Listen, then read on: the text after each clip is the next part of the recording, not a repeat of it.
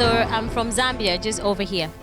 Zambia is a beautiful country. We've got 10 provinces in Zambia. What makes it so special is obviously the minerals that it has and the wildlife. So we've got the biggest open pit in the world, and that's Konkola Copper Mines.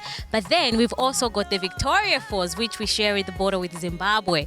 So we've got tourists from all over the world that come to Zambia to visit, because we've got 72 dialects of the same language. So every part of Zambia that you travel to, there's a different dialect of the same language. And I guess what brings us all together is the food and just the storytelling and the proverbs and listening and learning from the elders.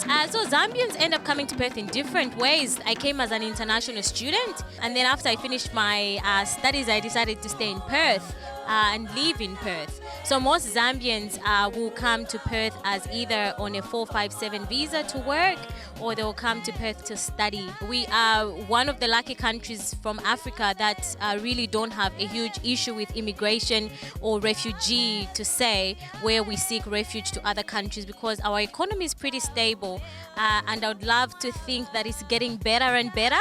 So coming to a first world country just gives us an opportunity to learn different things that we can take back to our country to help it develop even further. One thing we forget is, yes, we do come to a country like Australia, which is a really, really good country.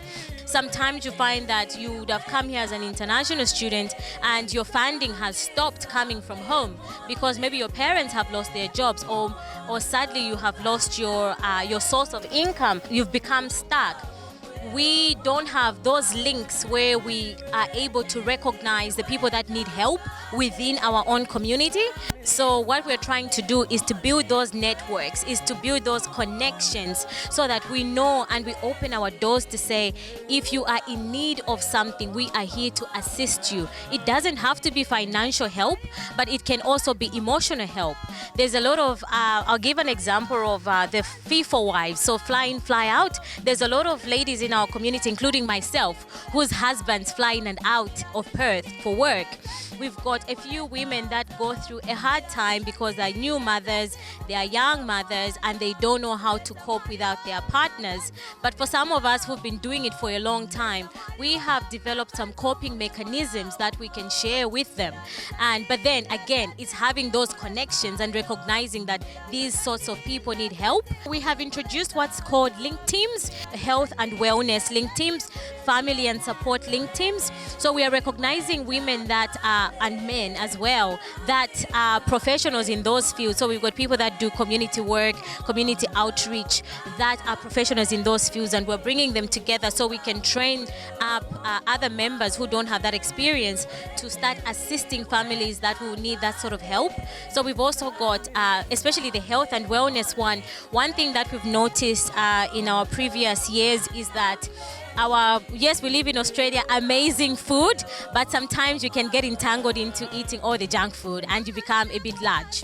And you go to the doctors, they tell you lose weight, lose weight, lose weight. So we've discovered that there's been a high rise in diabetes and coronary diseases in our community as well. So we want to encourage our community to be healthy, to build a healthy, stable community. So we've built a link team called Health and Wellness, where we're going to be encouraging small groups of people to come and exercise, doing games, and being active with their children, but with other people as well. I think the future for the community is very bright. It is very bright, because what's happened is, obviously we have come here as students, now we are working professionals, and now we are starting to have families. So now we are raising children in a new environment, a new country.